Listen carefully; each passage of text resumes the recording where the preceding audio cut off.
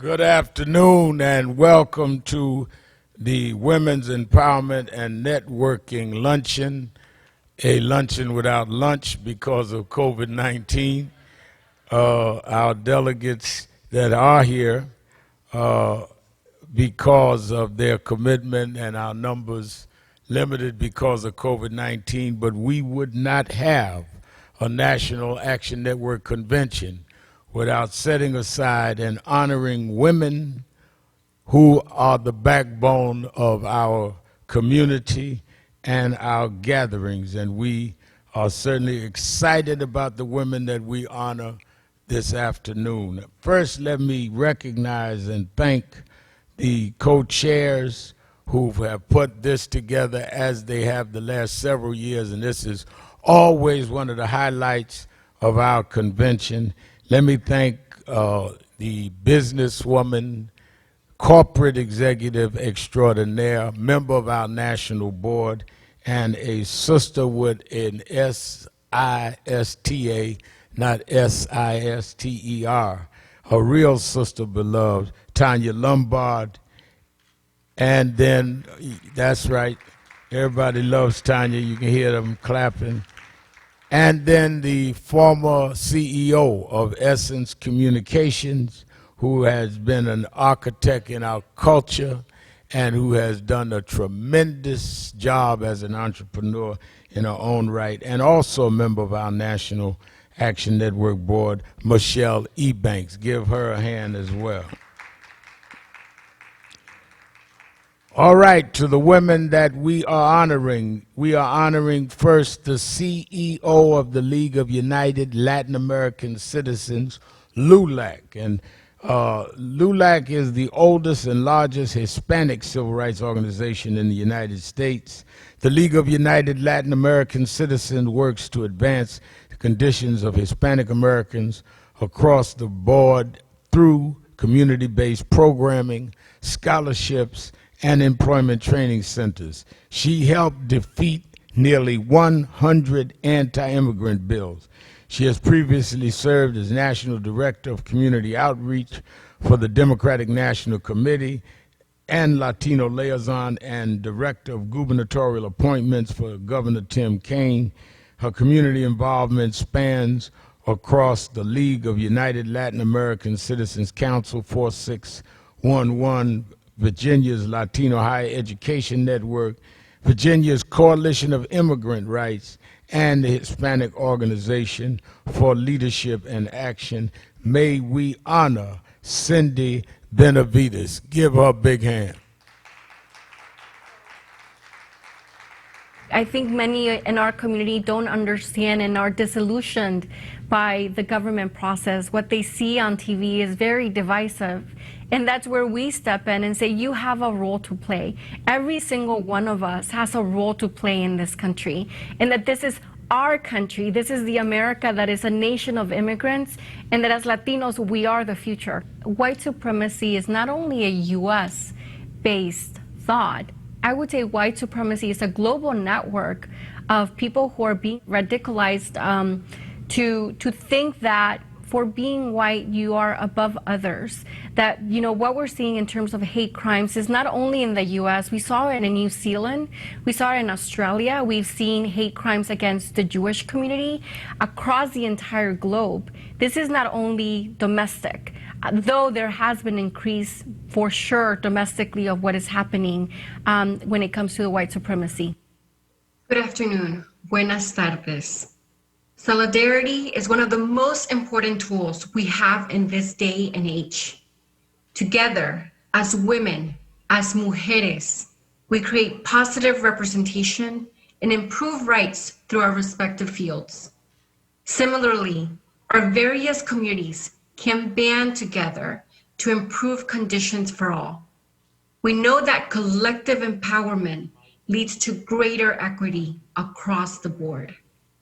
I extend my sincerest gratitude to the National Action Network, Reverend Sharpton, and the event co-chairs, Tanya Lombard and Michelle Ebanks, for creating this opportunity for us.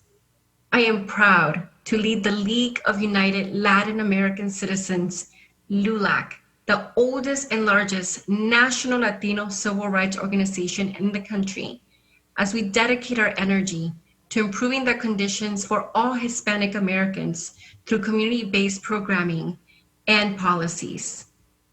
The American dream, el sueño americano, should not be a distant ideal, but instead an attainable goal. And it is through concrete work that we can make that a reality. We cannot walk alone, but I believe with our concerted efforts, we can tangibly change society. These past few months have shown what can happen when we unite and stand shoulder to shoulder and lock arms to create change. I am blessed to work every day among fierce leaders like Ebony, Monica, Tanya, Celeste, and so many others. The National Action Network works on a daily basis to challenge the status quo and create change. And I'm honored to receive their award today. Please know that I will continue to fight along your side to advance, protect, and defend our beloved communities and country. Thank you. Gracias. Give a big hand, Cindy Benavides. And as we fight white supremacy, as she said, in this country, from the founding of the country was first based on white supremacy. Anything not white was considered inferior. And as we unite with those that have had to fight discrimination and expand and work, LULAC has been with National Action Network in all of our fights, and we are with them. Our second recognition goes to a young lady I've known since her teenage years who has been a fierce, unwavering champion for the rights of people and against the violence that is an epidemic and pandemic in our communities. She's an internationally recognized and widely respected peacemaker, and the Bible said, "Blessed is the peacemaker." She spearheaded efforts to end youth and community violence for over 30 years. She has used her leadership to teach peace and conflict resolution in prisons and community centers, high schools, college campuses, and conferences throughout the world. Life Camp is one of the leading violence prevention and intervention organizations in America. They provide educational, employment, and social opportunities to youth and families through their award-winning initiatives, youth membership and mentorship programs, and more. Her annual NY, or New York Peace Week initiative, which honors Dr. King and his legacy of nonviolence, works to inspire a culture of peace throughout the city of New York. She recently was at the White House as President Biden spoke about his new initiative on gun violence. She sat on the front row, deservingly so, because no one has fought harder against gun violence than Erica Ford of Life Camp. Let us honor Erica Ford. I'm Erica Ford, founder and CEO of Life Camp Incorporated.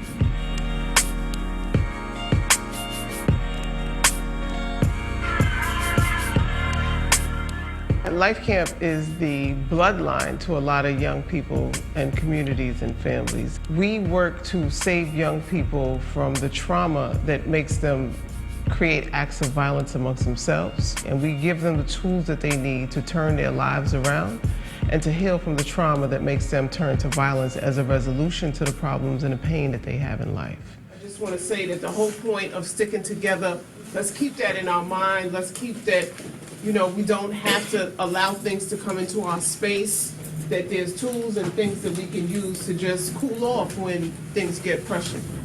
Growing up in Southeast Queens, most of the people that I grew up with were either selling drugs or became addicted to drugs or were engaged in relationships with people who did either of the above.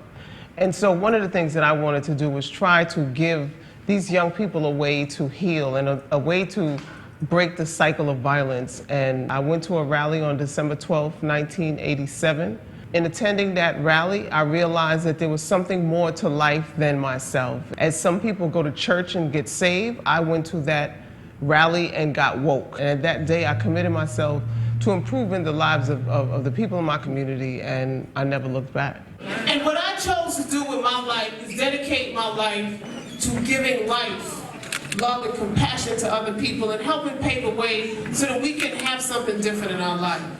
One of the things that has happened to me is to understand that I have to be strong. In the midst of attack, in the midst of the sacrifice, I have to understand that I'm going to be attacked, both sometimes verbally and sometimes physically. But I gotta see beyond that. I can't let that be my lens. My lens has to be knowing that if I stop, lives get lost. Families get destroyed. Communities go back to gun-riddling death and destruction every day. And so, you know, my little challenges is nothing compared to the pain of our community. Peace, everybody. Thank you to Reverend Al Sharpton and the National Action Network for acknowledging the work that I've done. Thank you to Tanya Lombard and Michelle Ebanks for being such phenomenal women and trailblazers for so many years. In 1987, I dedicated my life to being the voice for the voiceless and making sure that young people got the tools that they need to turn their lives around and heal from the cycle of violence.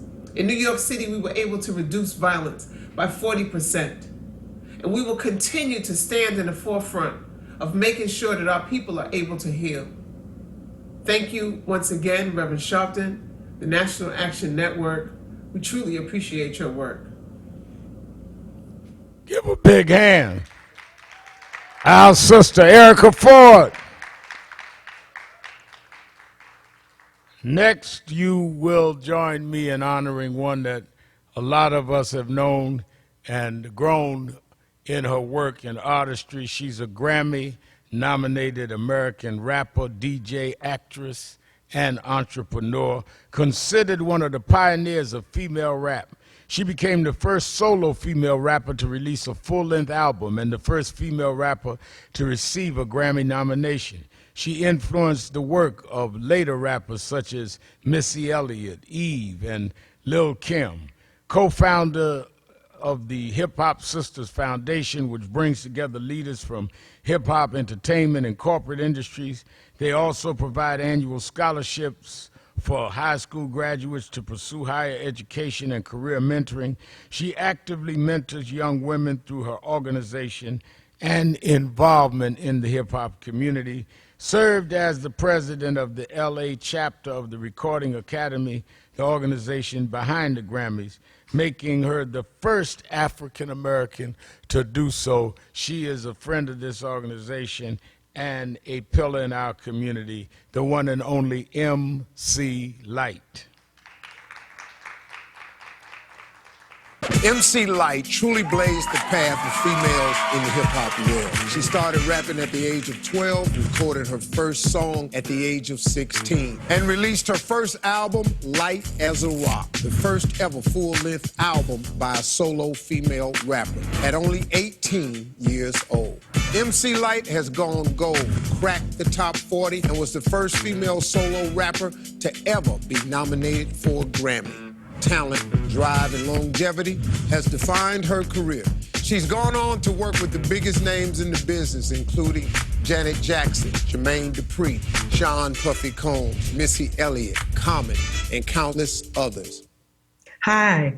Thank you, everyone, for being here this afternoon as we celebrate women's empowerment.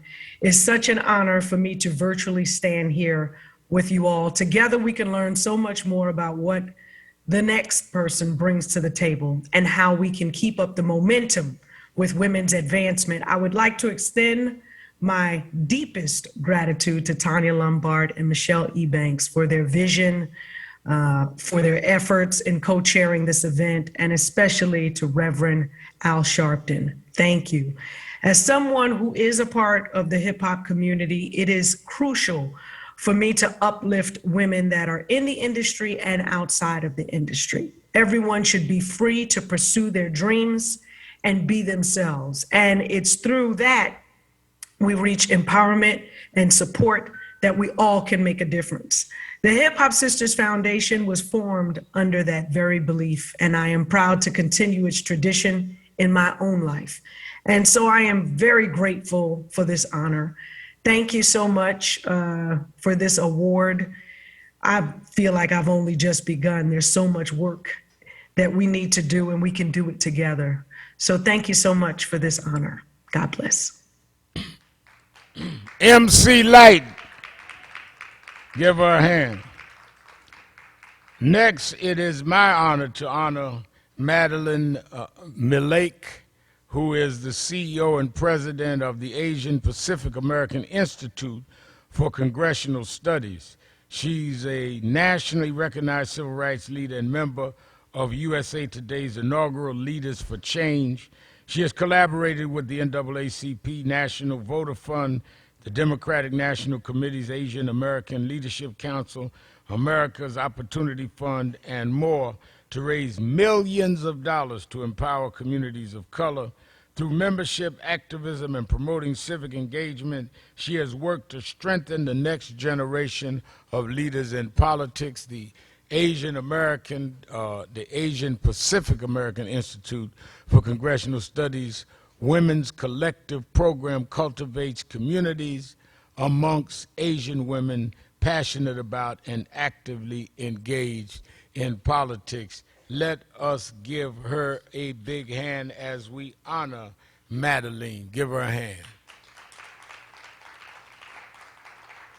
You know, my life has mainly been centered around providing more opportunities for communities of color for representation. So after I graduated college, I came back to the DC area and started working for a national political committee, and worked in their training department and worked on a presidential campaign and eventually an inaugural. So I spent a lot of time really working with a lot of diverse people.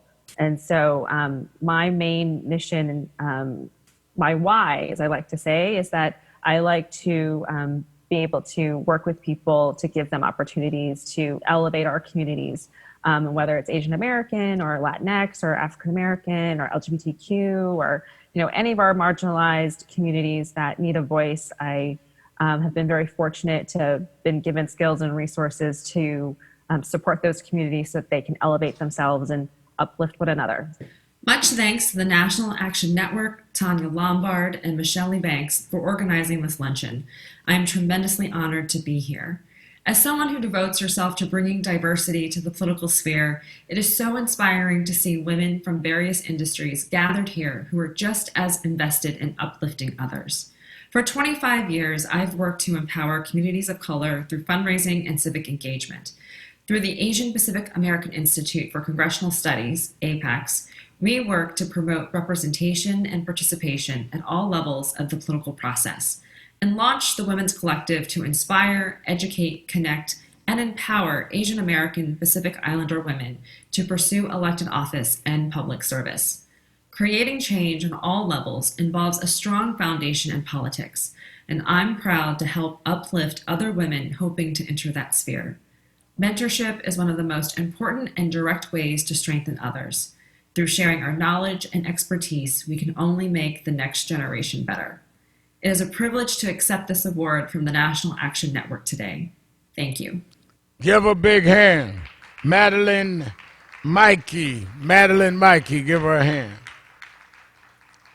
Next really needs no introduction. I could not tell you how important this person has been to our movement and to our organization and to the movement of people against injustice for a quarter of a century. She's been the head of our communications department for 3 decades. She's been a wheel in the middle of the wheel, and we love her more than words can express.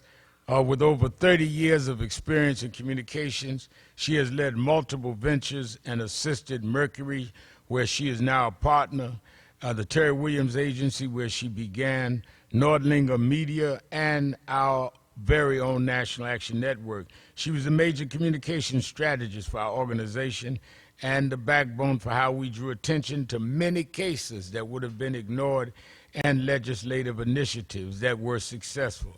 And she remains on the front lines of civil rights and social justice, empowering communities through media, politics, and community engagement, regularly consulting with corporations and nonprofits. She advises them on building authentic relationships with communities of color.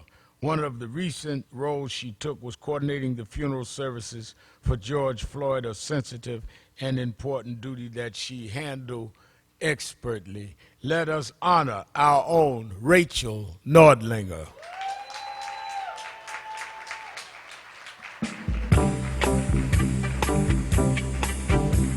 Congratulations to Rachel Nordlinger, recipient of National Action Network's Women's Empowerment Award. A sincere thank you for your service and commitment to amplifying the message of our community. No justice, no peace. No justice, no peace. No justice, no peace. No justice, no peace. No justice, no peace. No justice, no peace. No justice, no peace. No justice, no peace. Rachel Nordlinger. To be celebrated by National Action Network and Reverend Al Sharpton at NAN's annual Women's Empowerment Luncheon. And I am so grateful to you, Tanya Lombard, who many of us call Black America's Chief Activist Officer, and to you, Michelle Ebanks. Thank you for all that you have done to help push our narratives through media. As some of you know, I have worked with National Action Network for 23 years, and it has in essence defined my life purpose. Together, we have amplified some of the most historic and critical cases and issues in this century. The contributions that Black women have made to the movement are also significant. And I thank you, ladies, and all of the women of NAN and in the movement that have helped to progress our issues. Working as a communication strategist for NAN has allowed us to bring visibility to critical cases in civil rights, social justice, police misconduct, education, countless issues that we have put on the radar and helped to move the needle for our people in this country. So Rev, NAN, I am eternally blessed to be in your life. You are my family, and I will hold this award with honor. Go ahead, Rachel, give it to her, give it to her.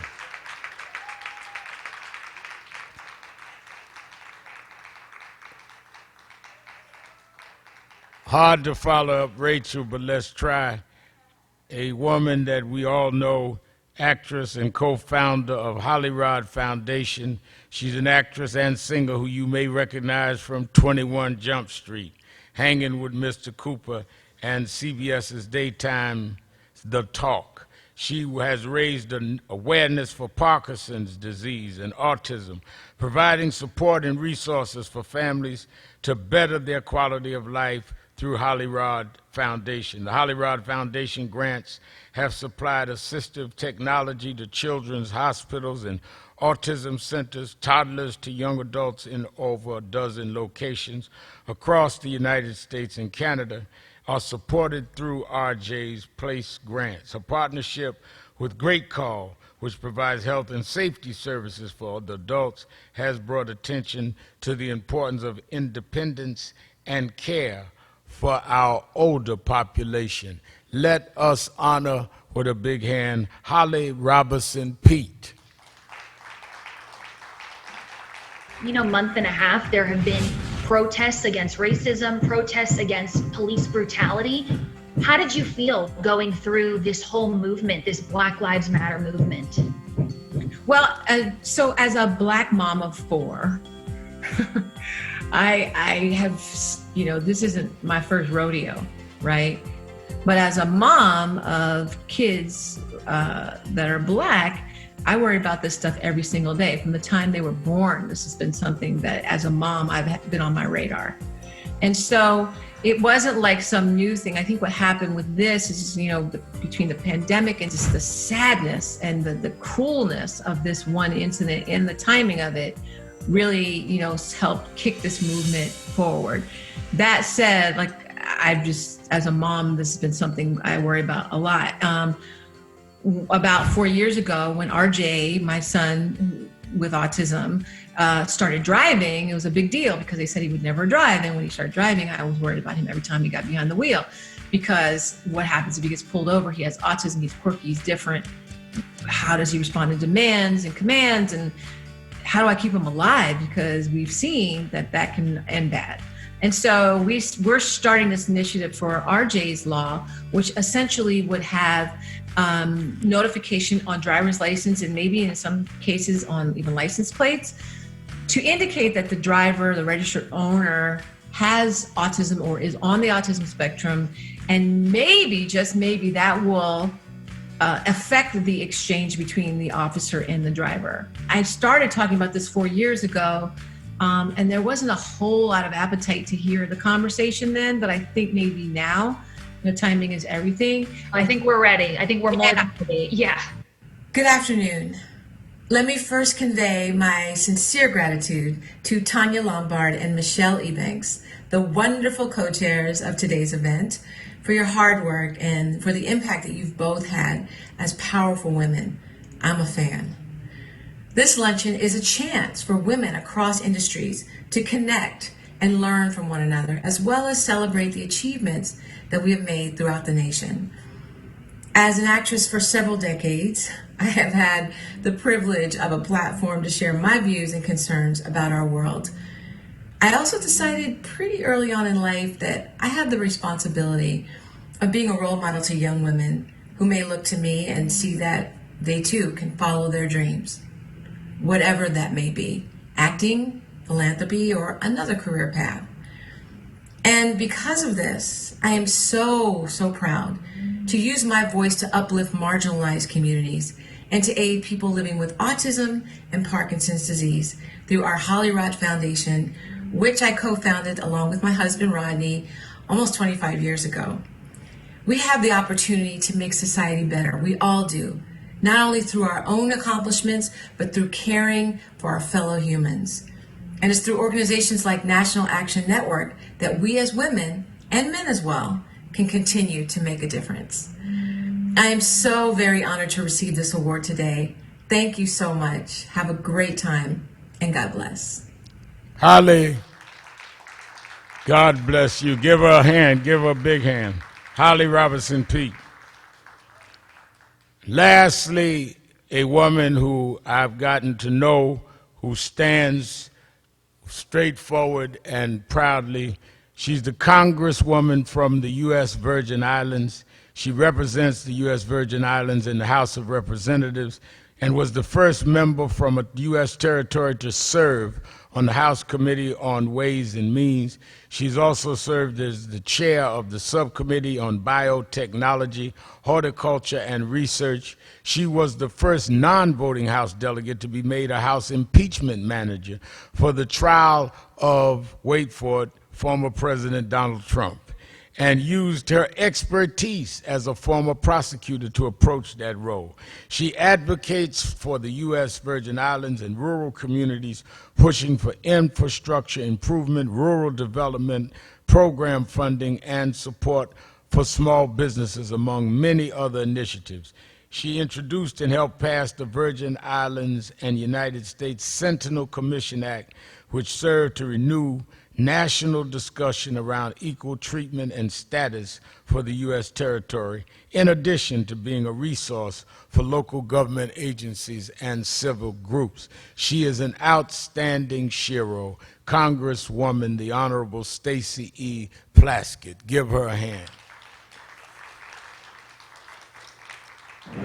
On Wednesday, Representative Stacey Plaskett made history as the first non-voting member of the House of Representatives to serve as an impeachment manager. Plaskett's skill on full display, arguing for the Senate conviction of Donald Trump.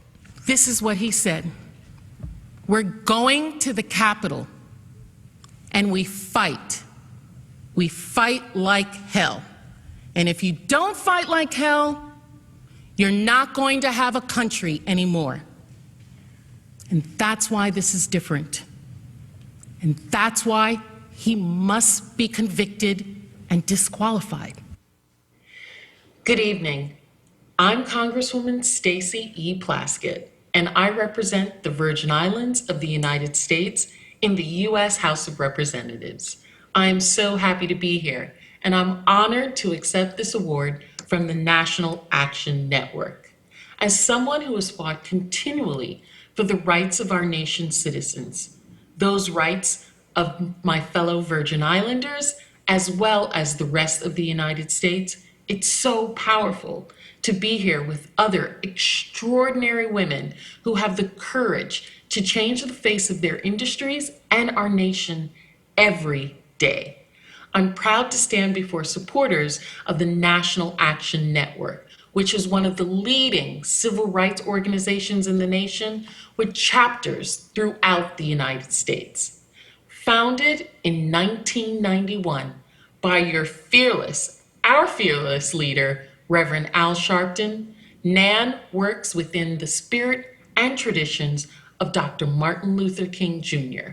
to promote a modern civil rights agenda that includes the fight for one standard of justice, decency, and equal opportunities for all people, regardless of race, religion, nationality, or gender.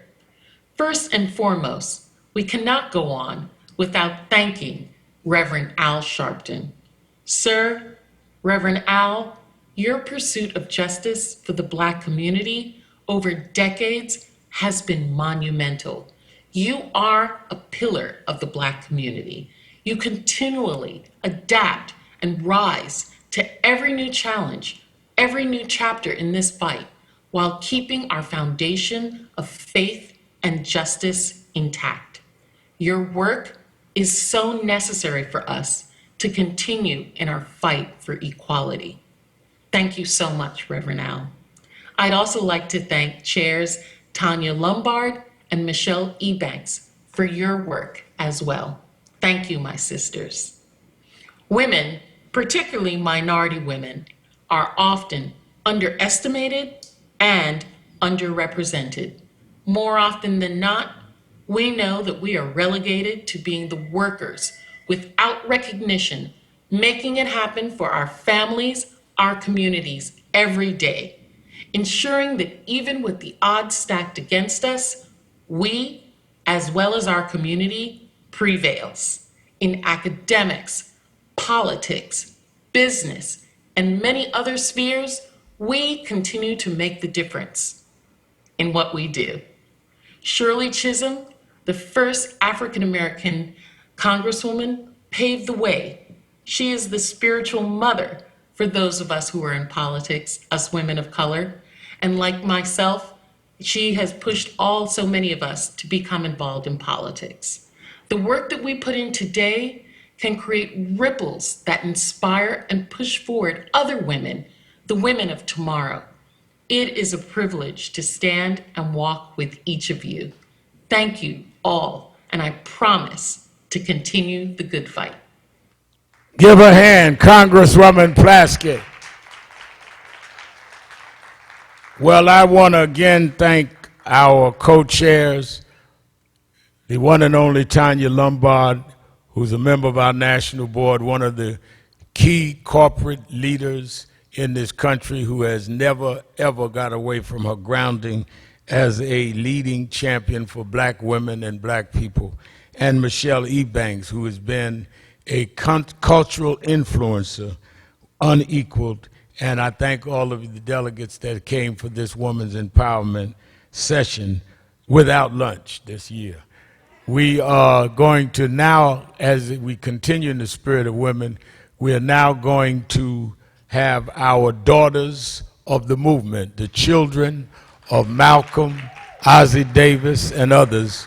So hold your seats. We'll be starting in a few moments, the daughters of the movement and their conversation. I see Dominique coming to the stage.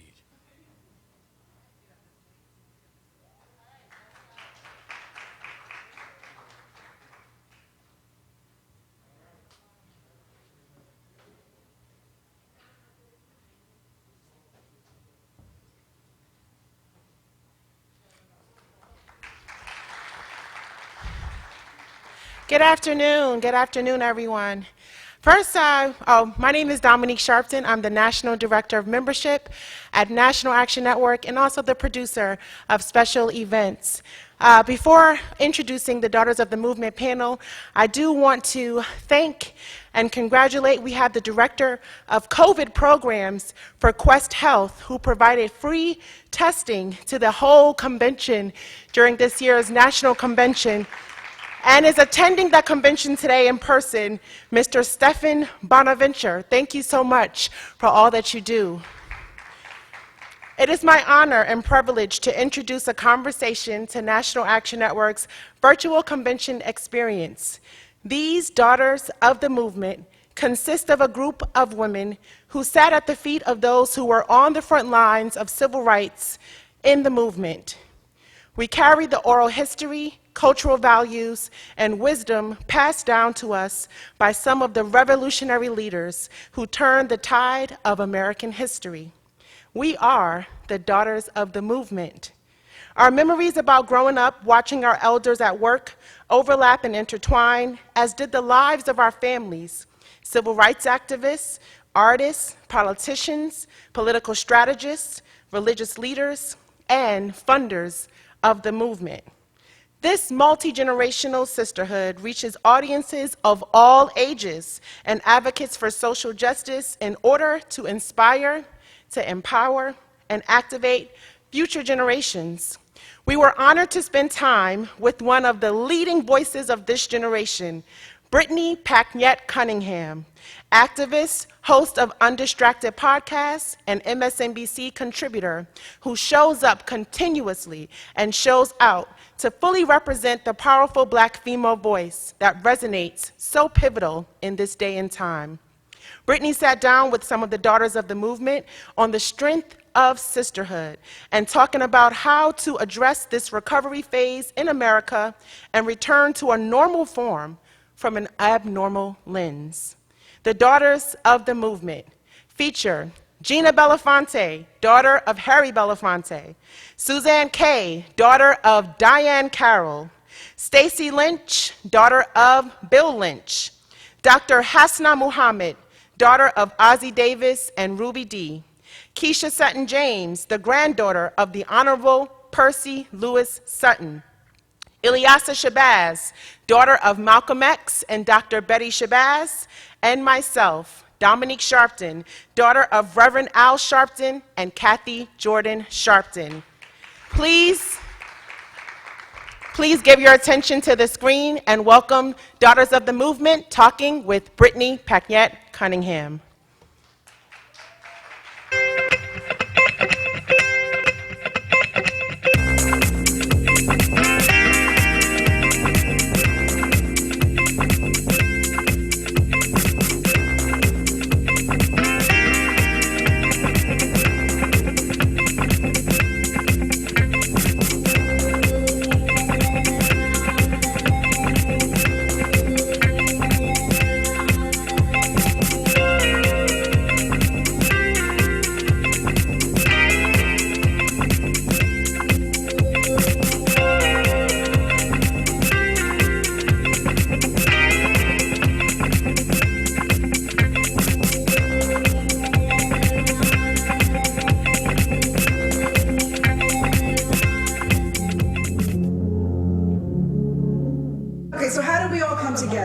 So I called you Gina. Right. And then I called you Keisha because I felt at that moment in time I needed a sisterhood. Right. And I think for everyone here, they felt they needed some type of sisterhood. So my first instinct immediately when you called me was like Suzanne. Like I gotta call Suzanne. Suzanne. And then we were like, let's call Hasna. Because not only is it just, for me, the need for us to gather as women and have a sisterhood in that way, but also for us, because we have such a common experience in our lives. People love to know, how we are families and how we are connected.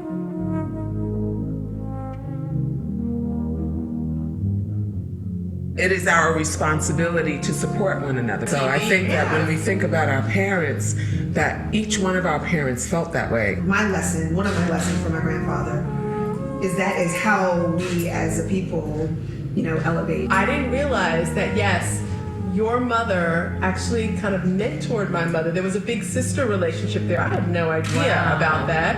And that definitely your mother did as well. We have a really special opportunity because we've been groomed by very special people.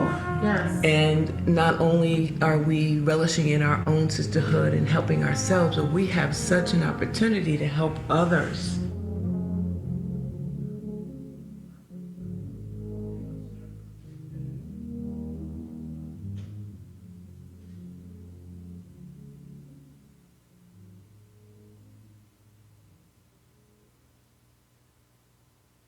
Greetings, everyone. I am Brittany Packnett Cunningham. I am an activist, a writer, an educator, and host of the podcast Undistracted. And I am so thrilled to be with this incredible gathering of sisters known to you and to many of us as the Daughters of the Movement. We've got so much beauty here, so much brilliance here, so much wisdom that is gathered here. And I'm excited for us to dig into the things that really matter. We've already been chatting, checking our makeup, yes, sissing each other. So let's keep having that family conversation. And I'd love to make sure that everybody watching gets to know exactly who you're going to be able to hear from. So I'd love for each of you, starting with Miss Gina, to tell us who you are and tell us why co-creating Daughters of the Movement was so important to you. Well, thank you so much, Brittany. So thrilled to see you and to be gathered here with my sisters. And thanks to Nan for giving us this platform once again. I'm Gina Belafonte. I'm an artivist and the executive director of Sankofa.org. It's a nonprofit organization founded by my father, Harry Belafonte, that works with artists and thought leaders in partnership with grassroots organizations, using art as a tool to educate, motivate, and activate artists and allies in service of grassroots movements. Well, listen, my sister called me and said, I want to have a gathering of some other women who have a legacy that they hold, and there's a common bond between us, and many of us don't know each other. And so when she calls, I answer. And in developing and creating this space that we hold together has become quite a sacred space for us, a beautiful sisterhood, and an opportunity for us to really be in community with each other and commune in a way where there's some shortcuts, because we have a shared lived experience that some folks don't understand the nuances of. Sure. I will let my sister Stacy tell the origin story and explain a little bit more about who she is. But this is a sisterhood I hold very sacred and dear to my heart, and I'm grateful that Stacy called me. That's perfect. Stacy, why don't we come to you next? Absolutely. And I'm going to say it again, Brittany, I'm a big fan of yours. You all are. All right, the feeling is very mutual. Thank okay, you. so tell us this origin story. What, it's, superheroes have origin stories, right? So I want to know you all. Well, listen, I'll say we're all superheroes. Originally, when people ask, or they would say, you created Daughters of the Movement, and I've shifted that narrative because this is something we've all created together, right? In 2013, my father, Bill Lynch, who was the mastermind behind electing the first African-American mayor of New York City, David N. Dinkins, senior advisor to Nelson Mandela, Hillary Clinton, Jesse Jackson, the list goes on and on and on. He passed away in 2013, and, a big, powerful, all-encompassing figure like that leaves a hole in your life and in many people and their lives, right? And so, for a few years, I almost felt like, I don't want to say lost, but I was like in a different headspace and zone, right? And in 2017, I'll never forget this moment. I was working at City Hall as a senior advisor, which you know, Brittany, I know, you know, in politics and organizing, that's, you know, a tough field. And so, you know, I felt like I was in a space and a surrounding where people didn't know my life experience, who I am as a person. And I said, I need my sisters, right? And I called Gina Belafonte and I said, hey, G, I call her G. All right. I said, hey, G, I have this idea about, you know, coming together with other women with very similar life experiences. I have a sponsor, and the sponsor was really me, right? I have a sponsor that's willing to pay for dinner. Let's convene a bunch of women. And Gina called her network of women, and I reached out to my fellow sister, Keisha Sutton James.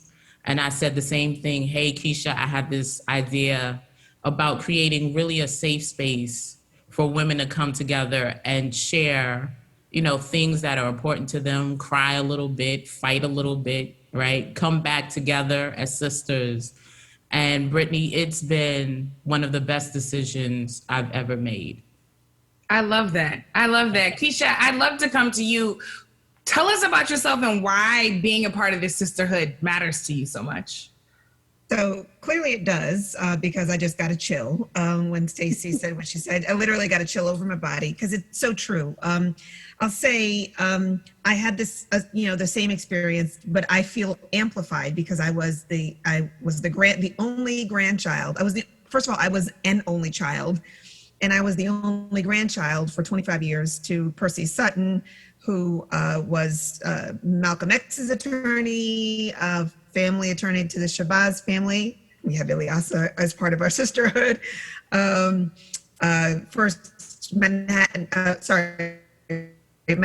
Borough president, first Black man to run for mayor, and et cetera, et cetera.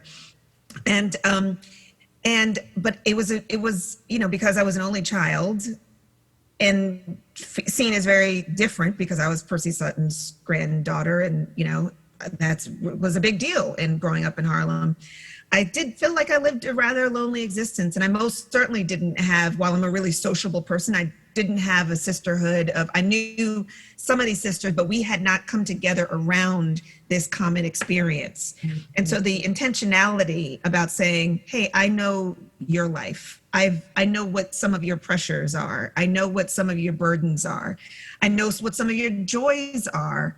And I know how unique those are because of this particular dynamic. We all have opportunities to create sisterhood around different things, to create bonds around different things.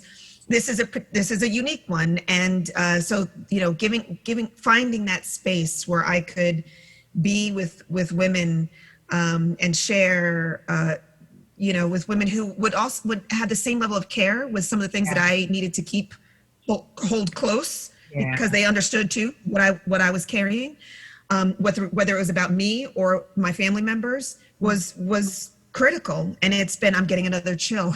It has been one of my life's biggest blessings. And I'll say one last thing about it is that we're doing exactly what our parents, and in my case, grandparents did, which is hold one another up, and to have this system where we are supporting one another in the same way, and with this, you know, the same people, you know, multi-generational kind of lineage of holding one another up is, I know that the ancestors are beaming with pride with what Stacey has started. They just have to be. Ilyasah, I'll actually come to you since Keisha talked about the connection between your families across generations. I'd love for you to just let people know who you are and why being a part of this family, this sisterhood remains so meaningful to you. Well, first, it's such an honor and pleasure to be here. It's always great to share a panel with my beautiful sisters. Our parents are so connected, interconnected, and especially with you, Brittany. I know that you and I spent some time together not long ago. Well, I'm Ilyasah Shabazz. I'm a writer, I'm a community activist, a college professor, thinker, advocate, and I am one of 6 daughters of Malcolm X and Dr. Betty Shabazz. All of my sisters are tall and opinionated. I always say that I have to always shout them out, or they'll be like, "You're not the only daughter of Malcolm X. You're not the only daughter of mommy." So, I am one of 6 daughters.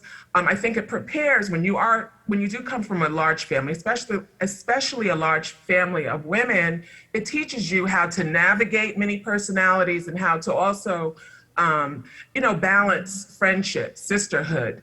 And, I feel so honored that I can say that I'm also a family, a sister of this wonderful sisterhood. And what is so terrific about this sisterhood is that we understand the different challenges, the personal challenges we have as daughters of, and the expectations and, from others. And so it's just a wonderful space to be able to come together to share, our progress, our personal, intimate challenges, and to hold one another up. And we decided that this would be just so inspirational to bring to others the importance of sisterhood. My father said that a society is based on the progress of its women. And we know we are some dynamic individuals and we are nation builders and everything else wonderful and terrific. And so we are so happy and honored to share our sisterhood today with you, Brittany, and with everyone else. I love that. And I would love to continue this part of the conversation with you, Dr. Muhammad. I mean, we've talked about kind of all of the various spaces that folks come from, right? Academia, writing, activism, most certainly. Your parents and you continue to be a part of all of that and then some, plus the arts. Talk to us a little bit about who you are and why Daughters of the Movement is so impactful in your life. Certainly. Brittany, first I need to say that you and your work is exactly what my parents were talking about. Oh, God bless. You're doing that work that they knew had to be done. Absolutely. As you said, I'm a writer and photographer and educator, and my work focuses on elevating the human condition. I'm an advocate for elevating the human condition, and all of those elements enable me to do so, and I feel very comfortable building capacity in others in all of those ways. I have a sister also, and in addition to Nora, I have these 6 beautiful women who are my sisters. And while every child needs it, especially women, we need mirrors, we need reflections. Mm-hmm. And I'm able to see not only the beauty in each of my sisters, but the reflection of that beauty is a reflection on me. Mm-hmm. So who they are embellishes who I am. And I can find a shoulder to stand on, a shoulder to lean on, somebody to tell me my slip is hanging.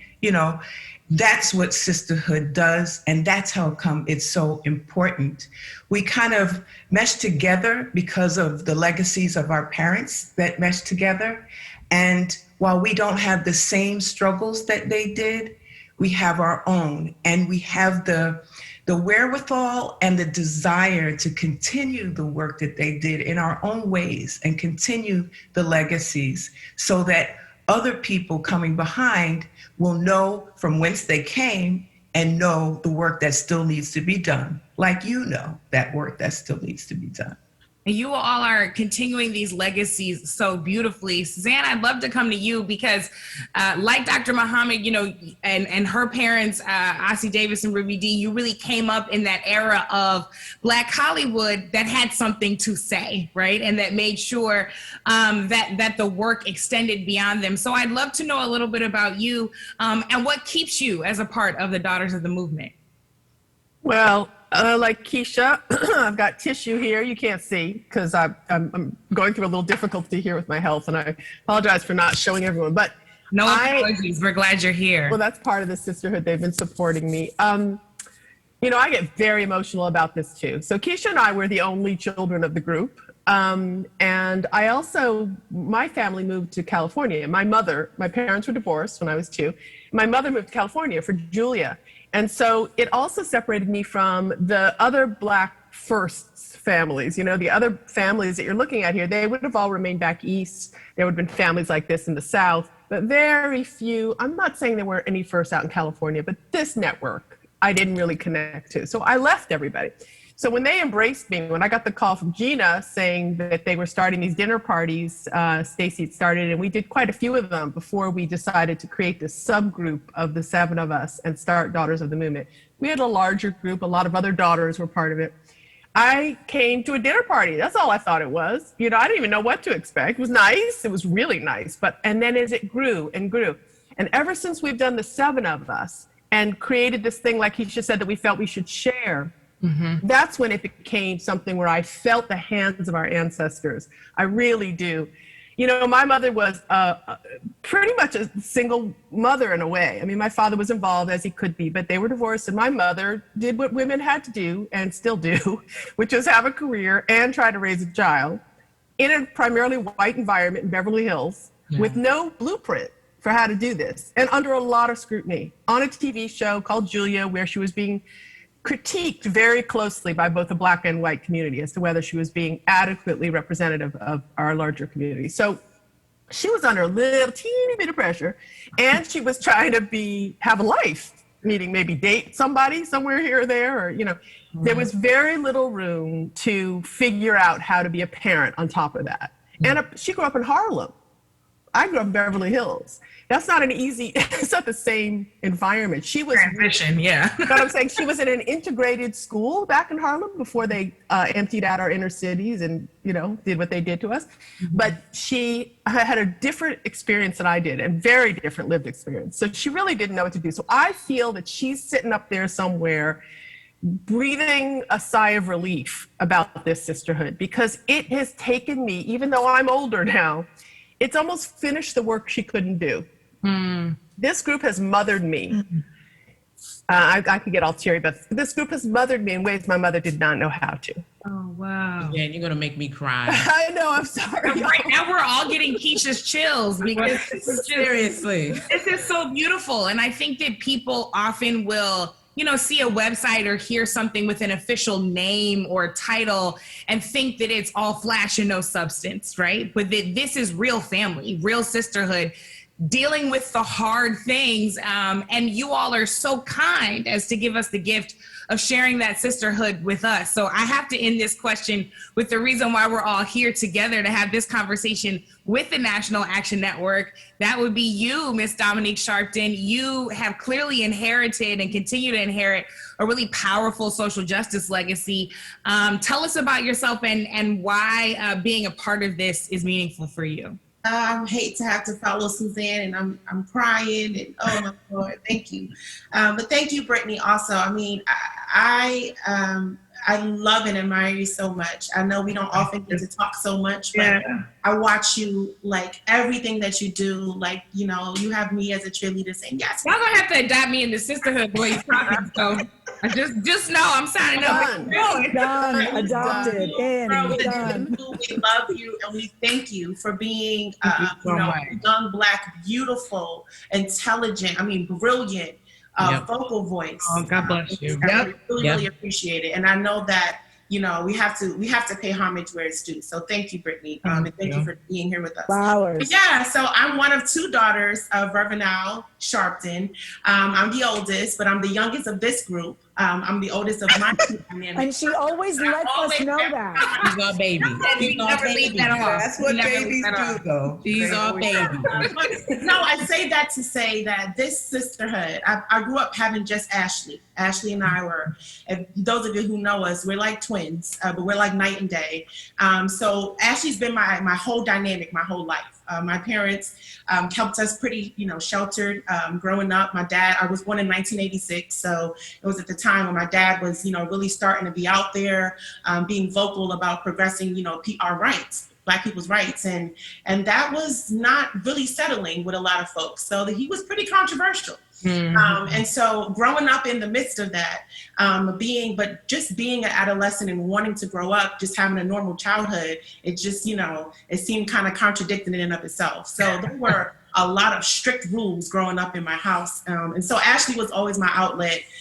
Creatively, you know, she was just always my go-to and always my strength and dynamic.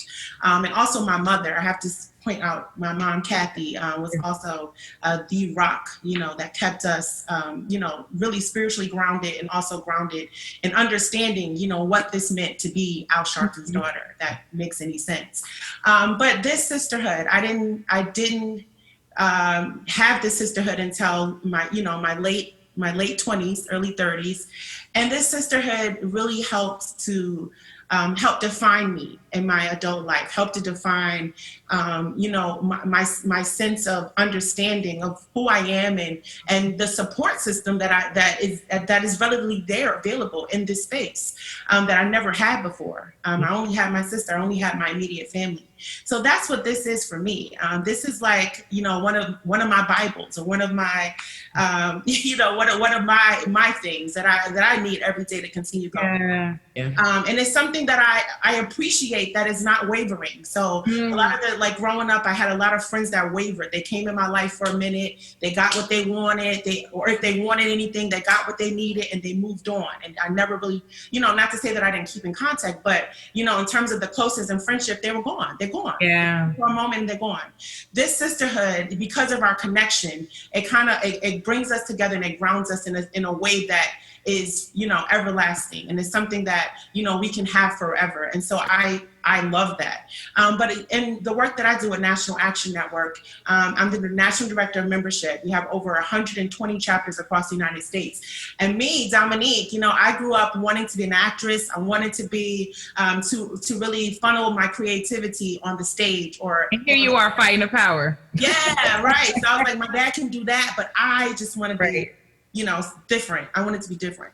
And then finding that voice. So I came working for National Action Network in 2009. I started working with my father as a producer of his syndicated radio program, Keeping It Real.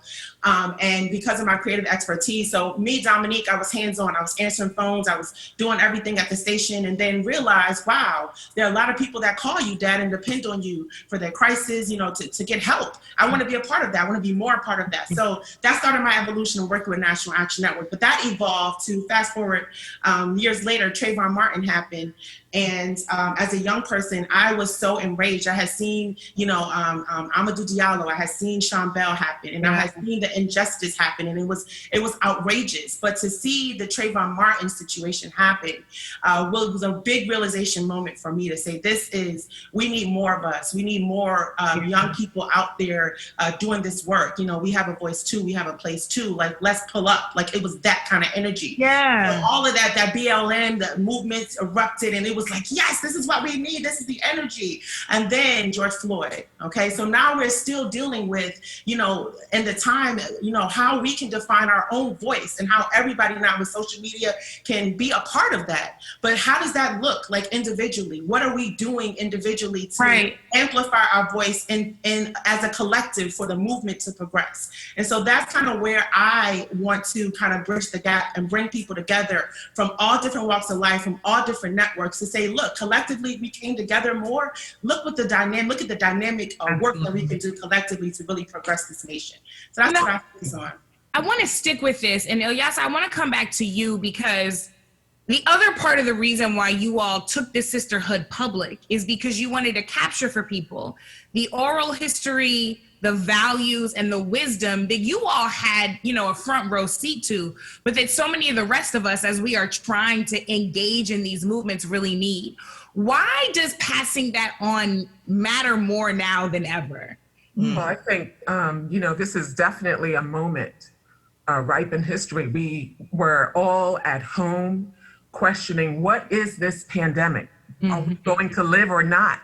Right? And being forced to watch this horrific killing of George Floyd, and people finally understanding that this is what we've been talking about for 400, you know, for such a long time, ever since Christopher Columbus came to this country.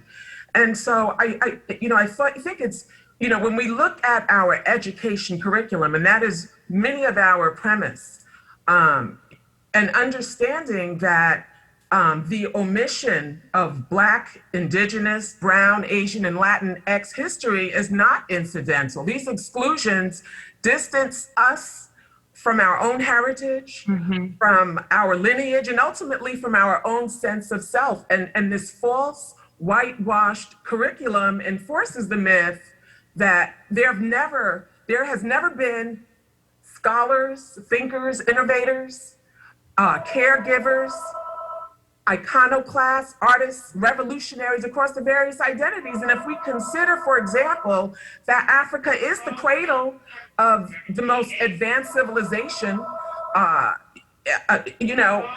that these kingdoms were full of immense progress, scholarship, and knowledge, learning about these kinds of things, including these things in our curriculum, the same way we teach our children about ancient Greece and Rome, encourages everyone to better appreciate the present complexity of Black civilization and negate the teaching of racism, discrimination, and hate, and rather focus on instilling the values of love, the values of equality, all of these things, to understand, as Dr. Muhammad said, that we are a reflection of one another. And when we see injustice like this horrific killing of George Floyd, but these kinds of killings continue to happen. They've happened for a long time during slavery. They continue to happen in Jim Crow. They're happening today. And it's not until we understand that we have to do the work, that we have to understand how to come together, how to love how to first love ourselves, but then, see ourselves as a reflection of one another and do this necessary work. And again, the importance of our sisterhood so that we can support one another in these efforts. Somebody was just calling for the wisdom. Somebody wanted the wisdom just right now. That's what. That's right. That's right. That's right. That's right. Yeah. So I just want to add to what my brilliant sister Ilyasah was saying. And I mean, if you listen to her and look at her, you can see Betty and Malcolm all in one. All in one.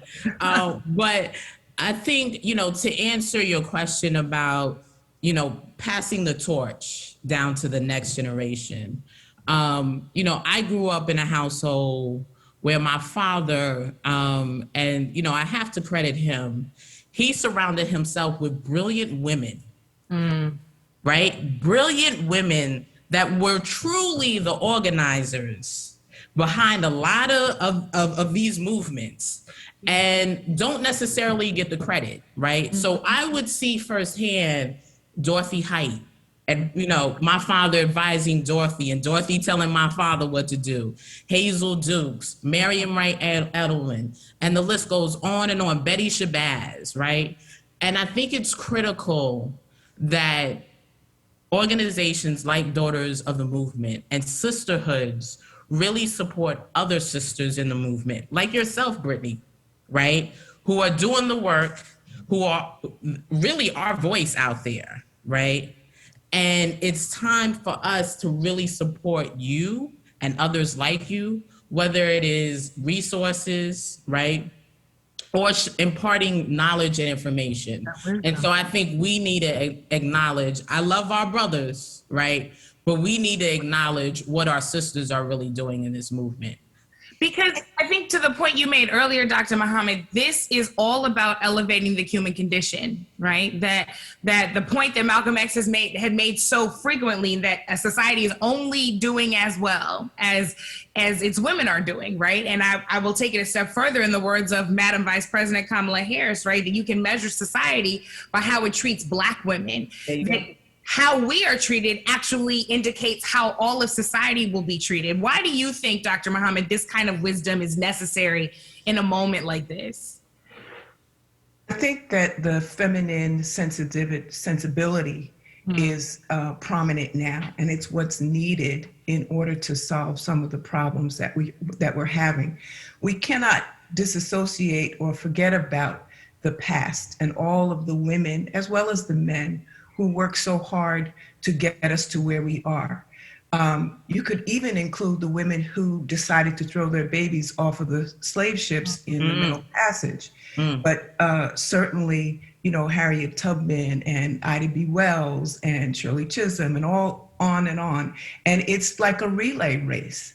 And we have to continue the passage, not only of information, but also of support.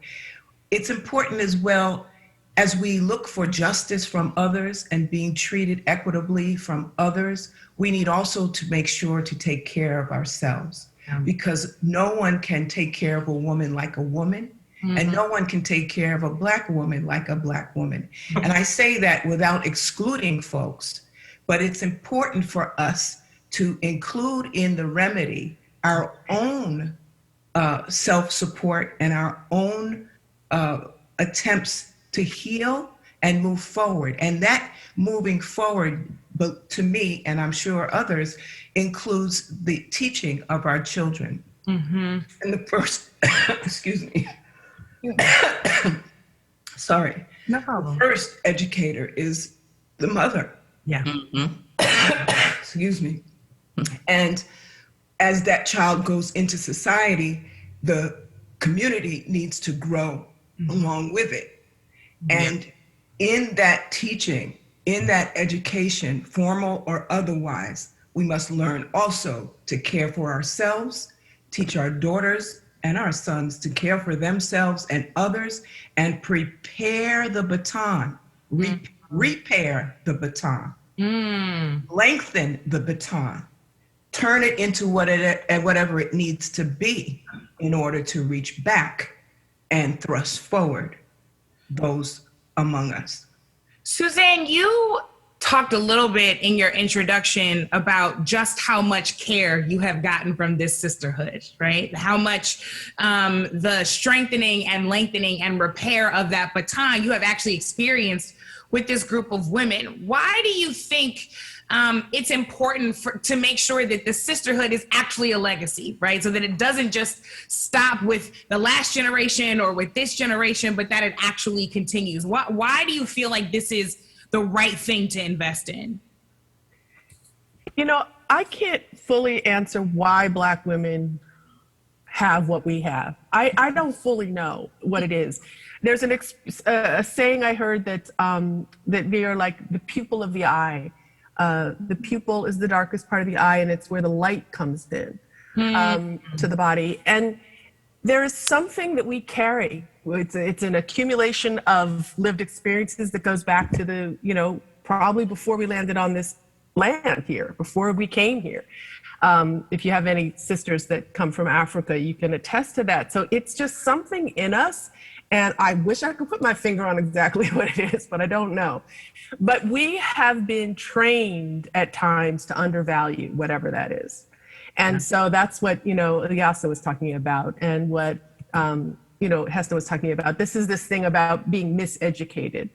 So if we don't, and maybe the younger generation of Black women have a better understanding of this, but I know that a lot of them still need a reminder constantly, this reflection, the word that keeps coming back in this, a reminder that it's not just that we have, some abilities. We need to be leaders for the whole of creation.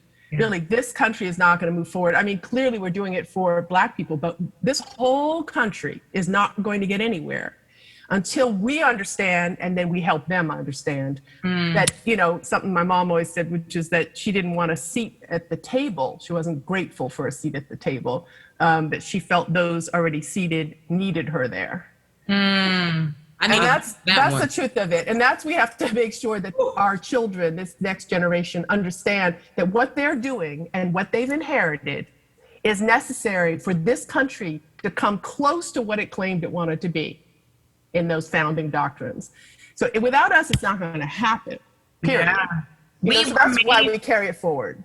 We remain the protectors of the Democratic Project, right? Even though it did not include us in its very creation. So let's talk about that Democratic Project a little bit, because you all are continuing the legacy in so many ways through the modeling of what sisterhood truly looks like, and also in the political world. Keisha, you are running a campaign right now I'm assuming in part because, obviously you've seen political activity and engagement throughout your family history, but also because you understand that you need to be at the table, that we need you at the table. So talk to me a little bit about how you view politics as a key lever for the work of the Daughters of the Movement. I mean, in my hometown of St. Louis, we just saw the election of Tashara Jones, our good sister, who herself is the daughter of the movement because, Vervis Jones, her father, was a longtime politician in St. Louis and leader in the Black community. So we're starting to see some success of Black women and Black women who come from the kind of legacies you all come from, engaging in political leadership. So why that pathway for you? Why does this lever matter? So I was brought up to understand that that politics is the paradigm that defines, frankly, not on a spiritual level, but politics is the paradigm that defines much of our existence. It defines whether or not a police officer can arrest you for a crime. It defines whether or not your garbage is going to get picked up. It defines whether or not your school is going to be properly funded. It defines so much about our existence, and we have to be engaged with it in order to ensure that our existence is serviced properly. And it's our right for our existence to be serviced properly. But I wanted to piggyback on a little bit of what Ilyasah and Hesna had said. We were intentionally not taught civic engagement because they don't want us to be engaged in this process. And to just how powerful we are. Hello, Georgia. That's right. That's right. Exactly. Power up. That's right. Precisely. So, I've been obviously co-signed 100% on what the sisters were saying about the power of us as a people.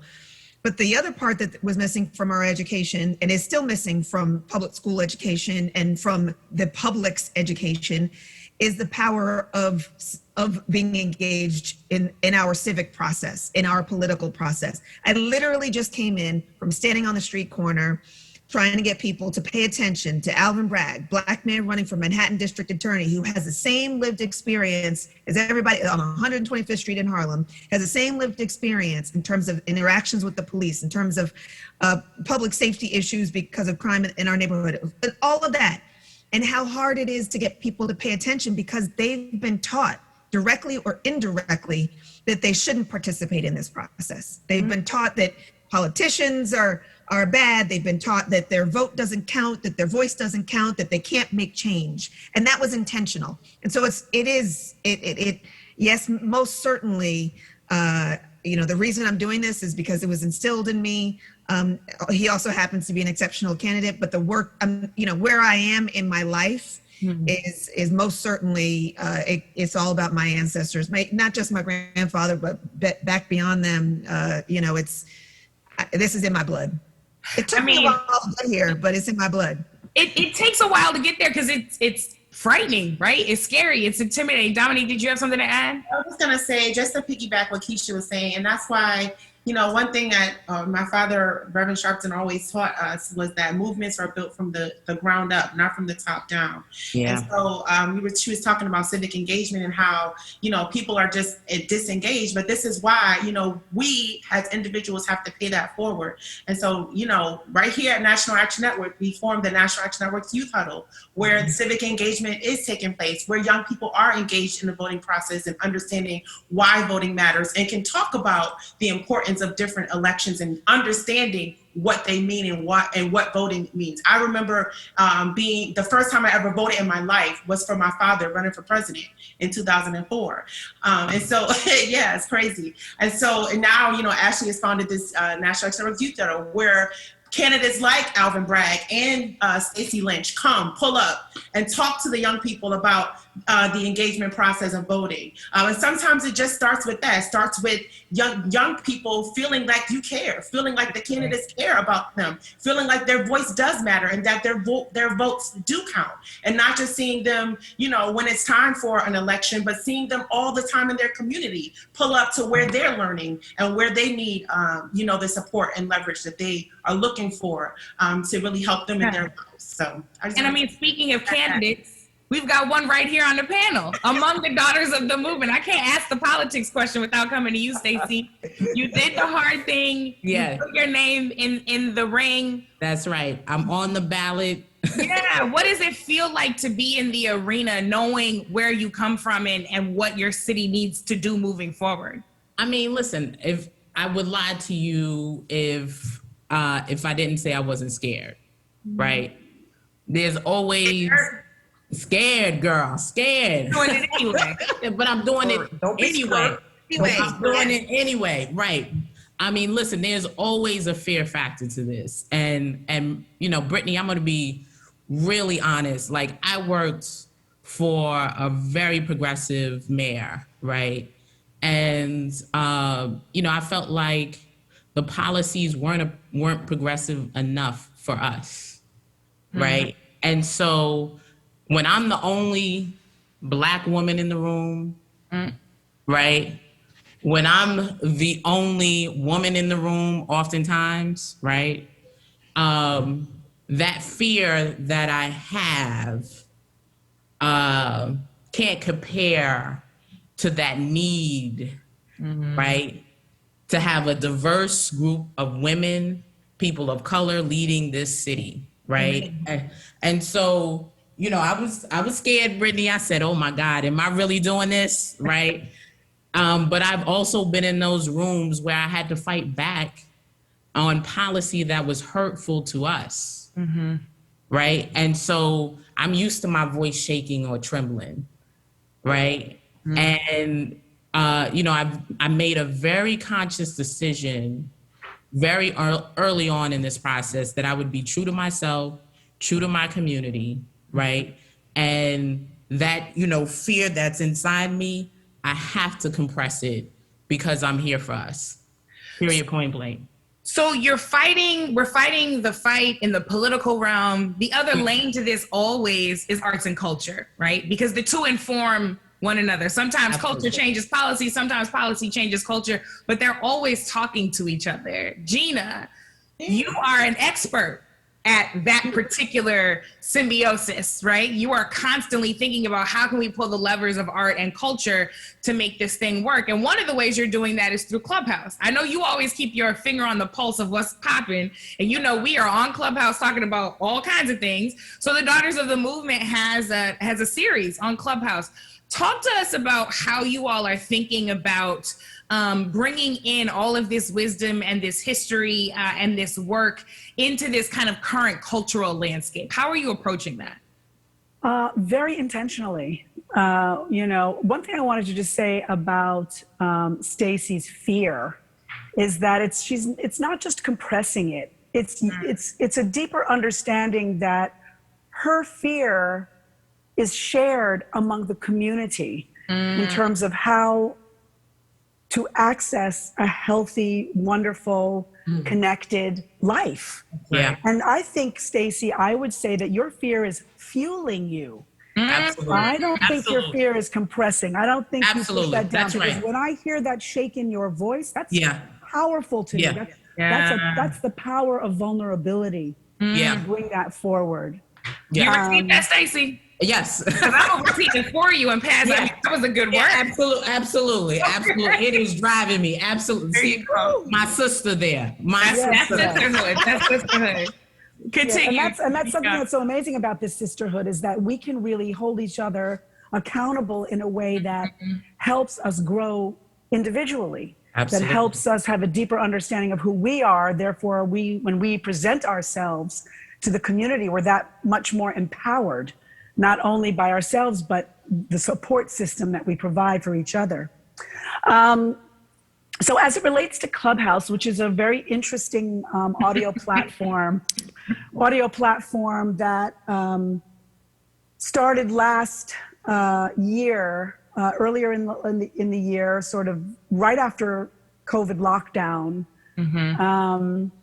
I was invited to participate on the platform. And for me at first, it helped me pivot some of the work that I was doing in our nonprofit at Sankofa. We immediately pivoted from our cultural events that were in-person events to having to come up with creative ways to virtually, do outreach into the community. And we started doing meditations, I started to facilitate 2 guided meditations every single day for 4.5 months.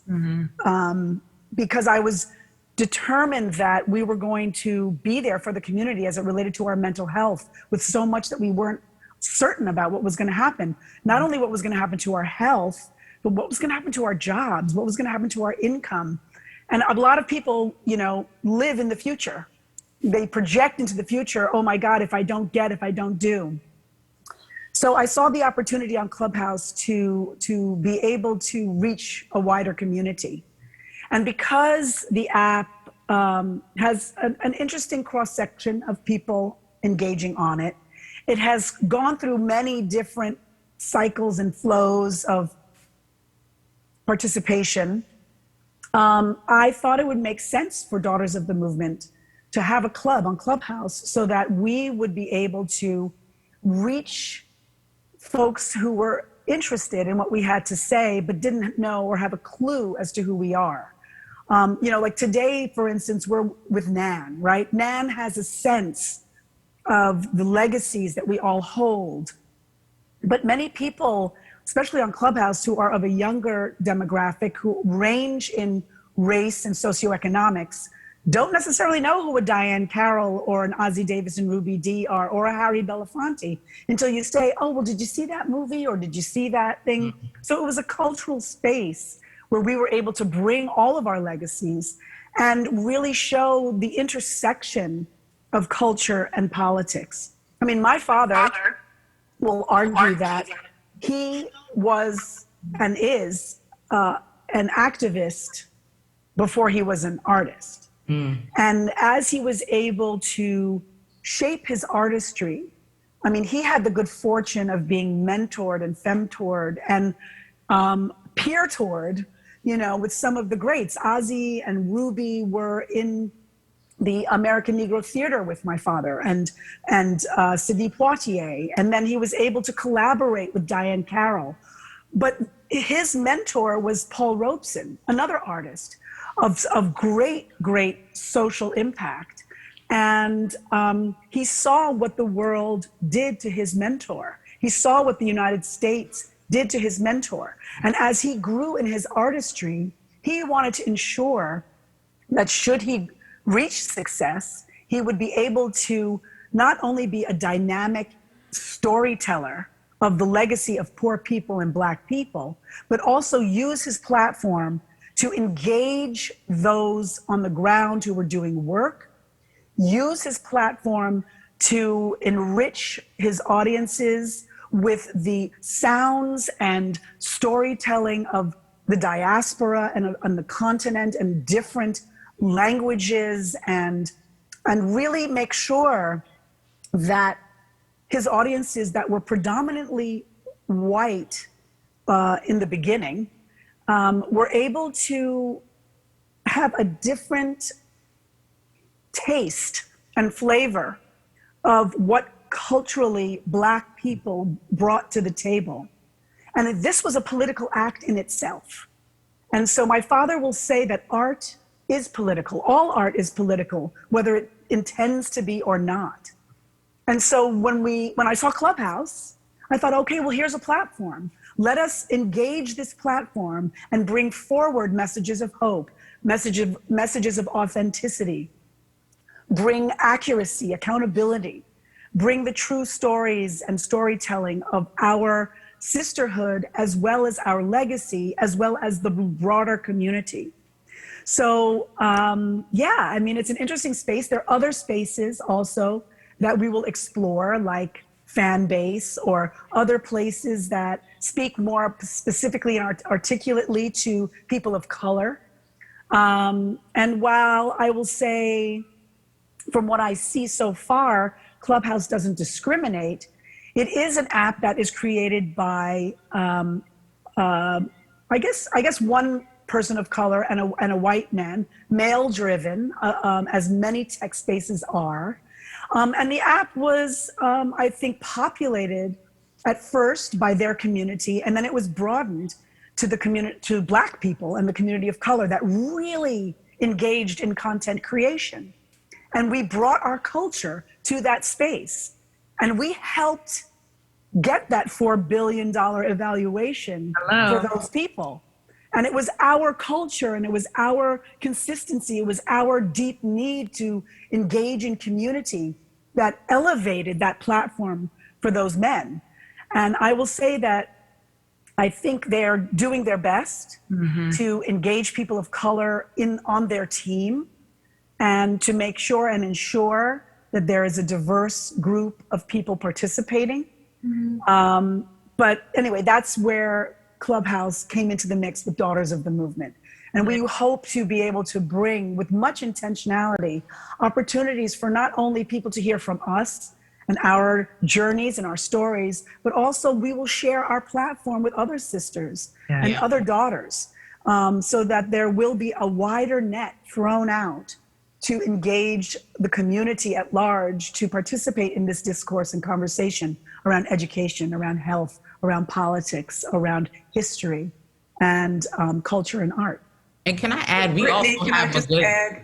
Brittany, can I just add that this is an example of a reflection and standing on a sister's shoulders, because Gina was a brilliant director of a Clubhouse production of For Color Girls, Suicide When the Rainbow Is Enough. And it was a brilliant job that inspired me specifically, and I'm sure all of us, to look at that platform a little differently and to engage in it in ways that we hadn't necessarily thought to do.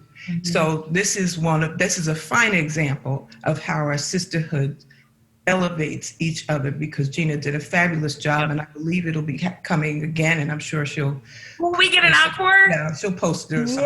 Yes, we're going to be back on Clubhouse in the UN 75 Club, because that's another thing we do, is while we at Sankofa love to talk about the work we do, we're always in collaboration. We love to shine a light on other artistic and cultural partners. And so UN 75 Club on Clubhouse will be hosting For Color Girls Who Have Considered Suicide When the Rainbow Is Enough on April 17th at 3 p.m. PST. So please, those who are on Clubhouse, join us there. I'm excited to bring the opportunity. And I will say this about that, and thank you, Hesna, for highlighting this work, because traditionally the work has 7 characters. And I did 3 rounds of auditions on Clubhouse, and it was so clear that the community of Black women and the community of people who identify as women on Clubhouse, how they really wanted to not only bring forth the ancestral gift that Ntozake Shange gave us, but also live through this material their own experiences. And so I ended up casting 17 women to carry this text forward. So it was a great... truly a choreo poem. I love it. A true choreo poem. And we had the original director, and we had original cast members of the film and the play. Carol Maillard from Sweetheart of the Rock, who was in the original play. Alfre Woodard, CCH Pounder. And all of them came forward because this work really is a space and a place where Black women of the diaspora can hear their voice. And it's not like changed and shifted and articulated in a Eurocentric way. It's authentic to the voice of the incredible diversity of Black women, because we're not a monolith. No. As you can see represented in our... I was going to say, this is a beautiful exemplar of just how many shades and all dimensions that we possess, right? And the multitudes that we carry. I could have this conversation all day with you all, and I'm going to crash one of you all's dinner. So just let me know when the next one is. I'm going to be there. You're invited. Come on. I'm coming through. No need to crash. But before I go, I'd love to ask this last question to each of you. because you all have been carrying on so many ancestral legacies in such beautiful and dynamic ways. Each of you has continued to contribute so much to our community, to our country, to our world. And we didn't get to necessarily have audience with all of the people that you grew up calling mom and dad and grandma and grandpa. What is, from each of you, the wisdom that has carried you throughout the incredible work that you're doing? Is if there's one piece of wisdom that you got from those who passed the legacy to you, that has helped you continue it, what is that wisdom? Stacey, I'm going to come to you first. Woo, Brittany. Okay. So, you know, we want the goods. We want all the absolutely. So, you know, last week I had an interview with a reporter, and it brought me back to some of the things that my father would say. And he said two things that stuck with me. One was, you can always come home, right? So that meant, like, if you mess up, if you trip, right, you can always come home. And then he would always say to me, in addition to that, you always have to come back home, right? So when I'm in these rooms thinking about, is this policy right for this particular community or neighborhood, or the mama who raised me, right? Like, you know, you think about stuff like that and you say to yourself, I have to do the right thing by my folks because I'm coming back home. Yeah.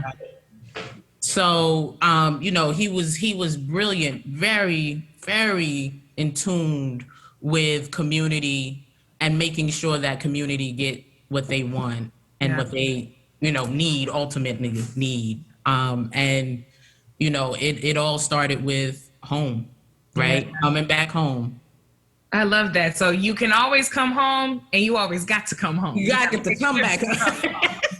That's right. Keisha, how about you? I am sorry. My Wi-Fi went down right when you were going to ask the question. What was the question? It's okay. I would just love to know that one piece of wisdom that you got through your family legacy that has continued to carry you throughout all the incredible work you're doing. Oh my God, that's so hard. Sorry, I'm freezing. I'm like, you're like, there's so much. I get it. There's a lot. So much. I think I would go with my grandfather was really unique in that he really defined his own life and his own path in a way that I think is unusual for most, not to mention being Black. Professionally, he was a Tuskegee Airman, he was an activist, he was a politician, he was an entrepreneur, and he was not confined in any way to any one path. It wasn't confined in any way to one narrative of what he could be. And so to me, it's that, like, the freedom to break the mold and to make the choices that feel good in your soul and that you believe are going to have an impact. People thought he was a madman for thinking he could own an FM radio station or own the Apollo Theater. An FM radio station in New York City, the #1 market in the country, or own the Apollo Theater. No, they didn't want to, to fund it.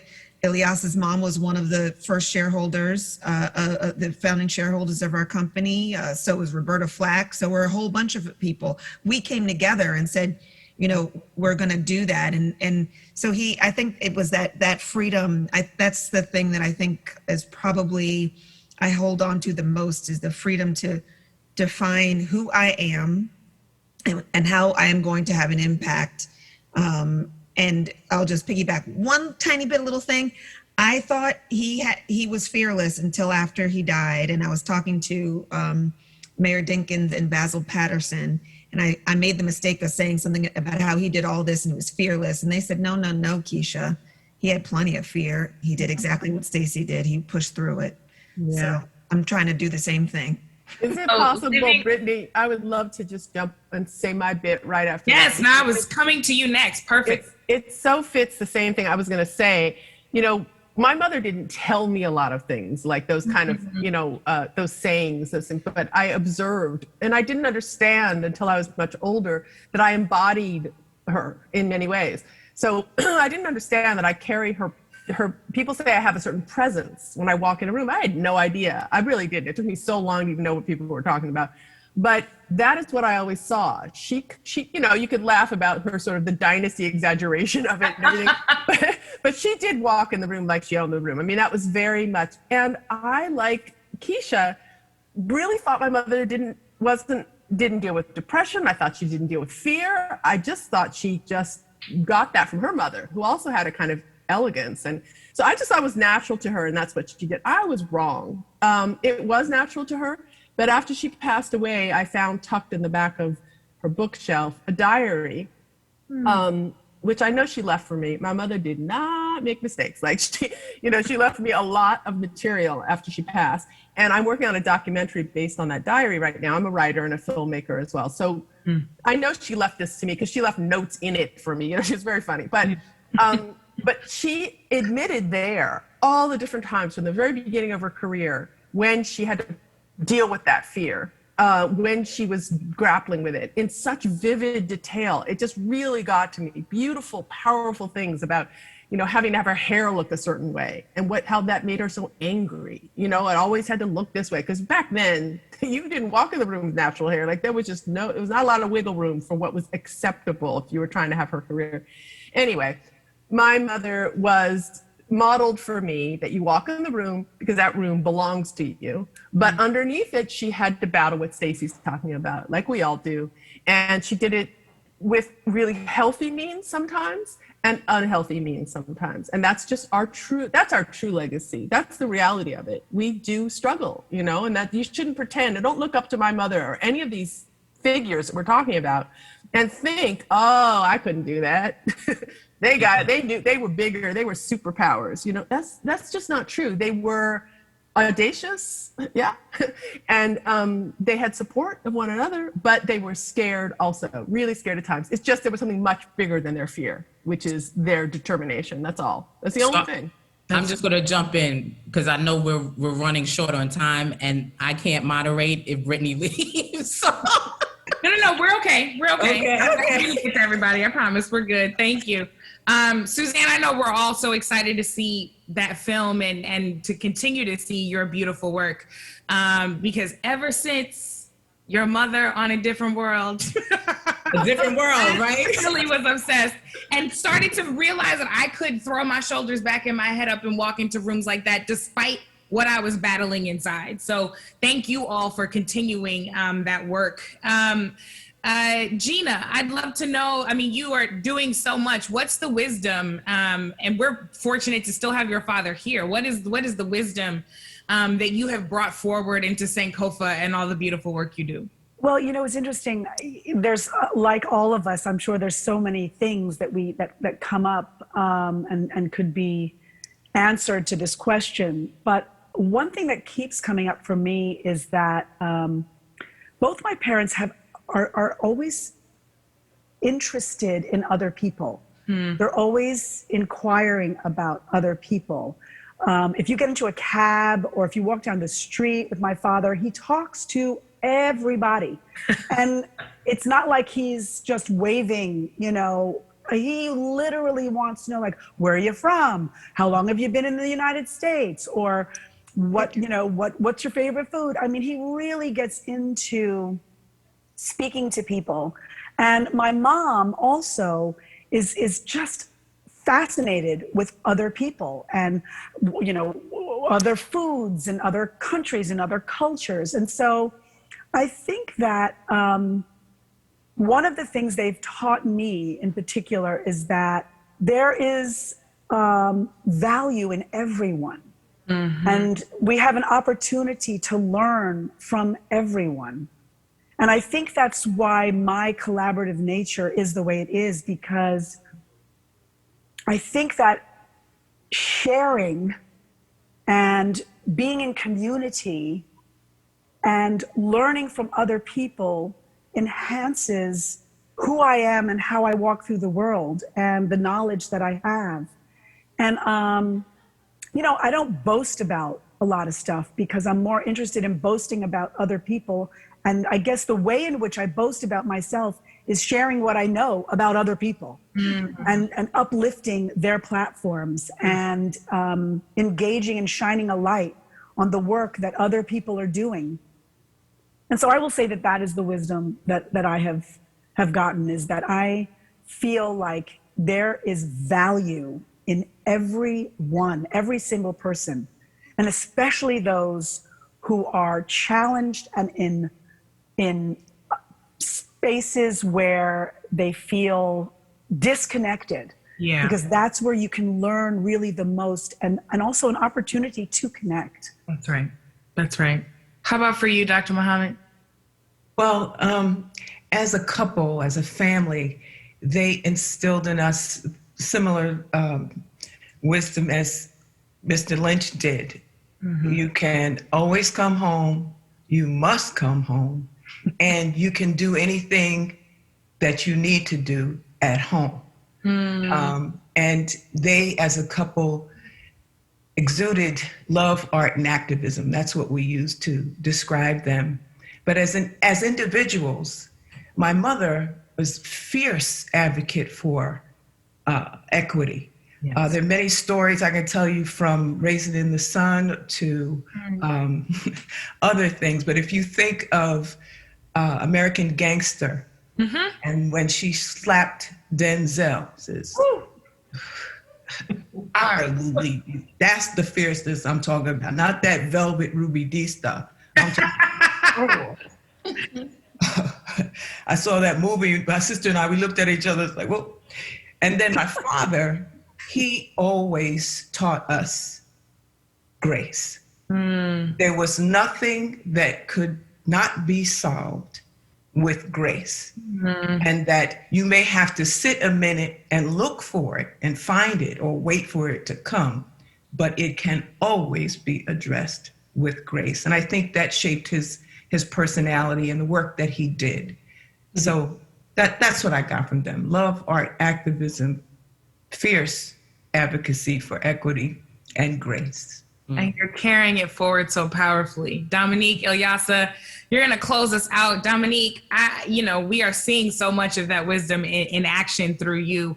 What's been the most meaningful for you? What's that one piece of wisdom that you've been using to propel you forward? And I think I hear my father's words in my head like at least 20 times a day. And that is, you can't be big and small at the same time. He always says Dominique, I used to be petty penny. When I tell you, I was like I was like, anything you step on my foot, you stepped on my foot. I was reactionary, I was emotional. And, I thought that was, being vocal. That's what you got to be strong. You got to be, you don't take nothing. You got to always speak up. When somebody does something to you, you speak up, you speak it out. But that doesn't always, help the bigger picture, to progress the bigger picture. And so you've always got to look at that. Again, where do you fit in this? Where do you fit in this movement, in this space, in your community, in your job, wherever you show up? How do you fit into that space? And I think that I hear his words often. He talks about it in his book, Reject the Stone. But you can't be big and small at the same time. And for those of you who, want to, look up transformational leaders, I think Reverend Al Sharpton will be on that line, not just because I'm his daughter, but because I have seen the transformation that he has even made as a leader to get to the next level and to help progress the bigger picture, the people. That's what it's about, to the next level. And so as me now, even in all the work that I do, I'm also a mom. I have a 2-year-old son, Marcus Al. And so for me, it's like, I've got to think bigger all the time. It's all about how can I, look at the bigger picture, because it not only impacts me now or my family or my father or my mother or my sister, but it now impacts my son and what he will become. So it's very important. And I hear those words, and then I hear my mom in the other ear, saying, always remember who you are. Yeah. and who you are. No matter what, you can weather anything, knowing who you are and knowing whose you are. And so I take those two sayings, you know, to heart all the time. And it has helped to really, you know, define any approach that I've taken in life. You know, I can deal with, you know, now people. Before, when I was younger, I used to hate like people talking stuff about my dad, or I used to be the one on Twitter saying, "Now this is not right," you know, going back and forth with the trolls, and you know, and you don't have to get out those Twitter streets. You gotta figure out how you can be bigger, because you being bigger is being bigger for everyone, for your sister, your community, for the world, you know. And so I just encourage everybody to be bigger. You know, let's get you know, let's get through, you know, being the petty pennies. Like, let's get over that. Like, let's now look for how we can really show up in this space, in this movement, in this world, and understanding the time that we're in right now. We each individually can make a significant impact and difference by shooting to be bigger. So, amen. Well, Stacey started off by saying we can always go home. Ilyasah, take us home. Okay. I thought you were going to say, and then that's it. But, you know, I think of my mother, and I think of a young, beautiful woman having 4 babies, being pregnant with twins, being the wife of a man who challenged a government that had been historically unjust in the 1960s, when some people didn't quite understand.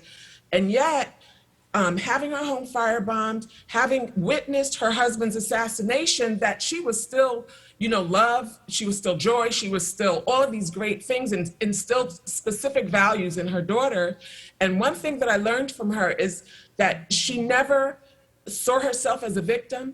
She never accepted no or I can't as an answer for herself. When I think of my father, I think of controlling the narrative, that we have to control the narrative ourselves, because we were here before Christopher Columbus. We were here before someone decided that they were going to change our education curriculum. We are the indigenous people of the world, of the Philippines, of Europe, of Africa, of the Americas. And so when we think about our ancestors who were enslaved, refined, and industrious African citizens, African and indigenous American citizens, that, you know, if we are going to allow them to just be reduced to slaves, the onus is on us. But when we take control of that narrative, we understand that had it not been for these refined and industrious African citizens, African human beings, that no one would have the opportunity today to call the United States of America our home. And so we owe them. And this is what it looks like, as Malcolm said, when we control our own narratives and not sit back and wait for someone else to do something for us that they never did. And you know, one thing that I'm always like, why do I have to be so passionate when I speak? I always say I want to speak calmly, like, you know, Dr. Muhammad and, you know, Stacey and Gina. We can tell you, I don't know what happened. I can't do it either. I can't do it either. Take me out that group. Because we love really hard, and we understand, and we have seen some things, you know, and you know, it can almost be more than we can bear, but we know God gives us no more than we can handle. And so again, just having such gratitude for the women doing the work, and also holding up our men and our brothers. Check us out, www.daughtersofthemovement.com. You know I got you. Yes, please do visit daughtersofthemovement.com and nationalactionnetwork.net to find out how we can all be a part of what you all are doing. Like you said, Ilyasah, we love hard. And from me and the 10,000 I come with to each of you, we love you all so big. Thank you so much for sharing your beauty, your wisdom, and all the work that you continue to do. Thank you so much, Brittany. Thank you. This was an amazing conversation. Love you. Hey, we did it, sisters. Thank you so much, daughters. Thank you all for joining us for this dynamic discussion. We encourage you to tune in and engage, of course, with the Daughters of the Movement, and you can do that across various platforms. Number 1 is now Clubhouse. Number 2 is also, of course, www.daughtersofthemovement.com. But we want all of you out there, rep your sisterhood, okay? Rep your tribe, your family, rep your community, and yes, rep your nation by being committed, consistent, and finding your truth, knowing your history, where you come from, what your passion is, and what brings out how that is resonating in the world and collectively we can impact change starting right from within. Thank you so much. It is my honor and